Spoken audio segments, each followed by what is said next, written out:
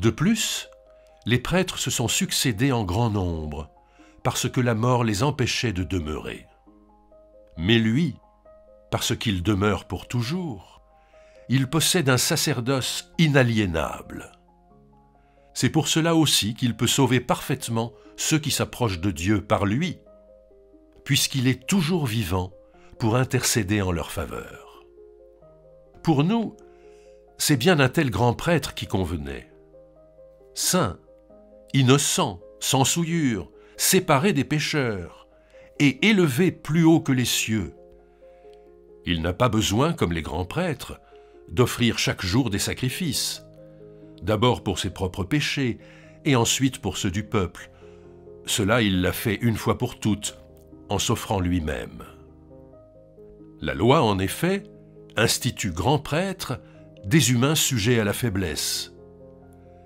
Mais la parole du serment postérieur à la loi institue le Fils qui a été porté pour toujours à son accomplissement.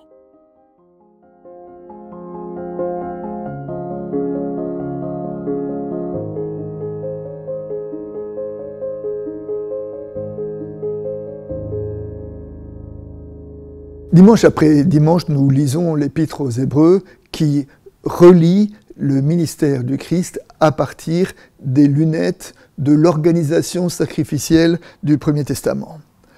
Dans les passages précédents, nous avons vu comment le Christ avait habité totalement notre humanité et comment il était devenu grand prêtre, notamment à travers ses souffrances.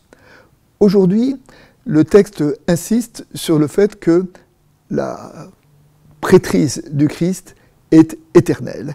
Elle est pour tous les temps. Il demeure en Dieu pour toujours. Ainsi, pour souligner le rôle d'intermédiaire de Christ, mais ce rôle d'intermédiaire est parfait, accompli, achevé en Jésus-Christ.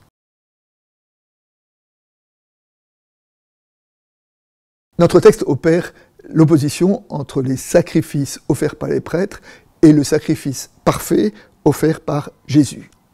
Les sacrifices des prêtres étaient imparfaits, puisque d'une part, les prêtres avaient besoin de se purifier eux-mêmes avant d'assumer leur rôle, leur sacerdoce d'être prêtres et d'être intermédiaires.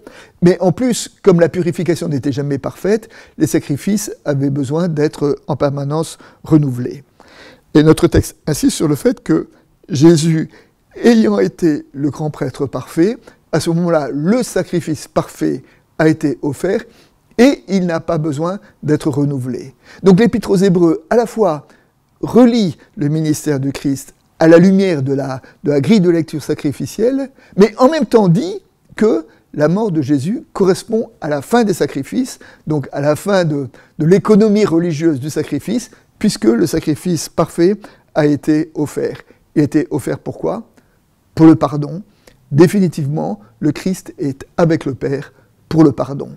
Et là, nous retrouvons l'affirmation centrale qu'on trouve notamment chez Paul, qui nous dit que par Jésus-Christ, devant Dieu, je suis saint, sans défaut et sans reproche. Eh bien, ça, c'est ce que dit l'apôtre Paul. L'auteur de l'Épître aux Hébreux, en prolongeant cette idée, dit « Aujourd'hui, devant Dieu, par le Christ, parce que le sacrifice parfait a été offert, alors je suis entièrement sous le registre du pardon. »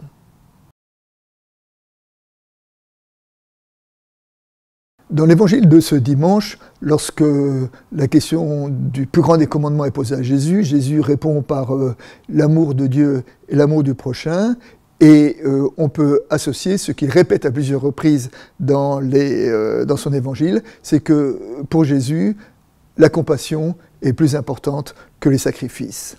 Et d'une certaine manière, Jésus, déjà dans son ministère, a opéré ce dépassement des sacrifices qui a été pensé et formalisé dans l'Épître aux Hébreux.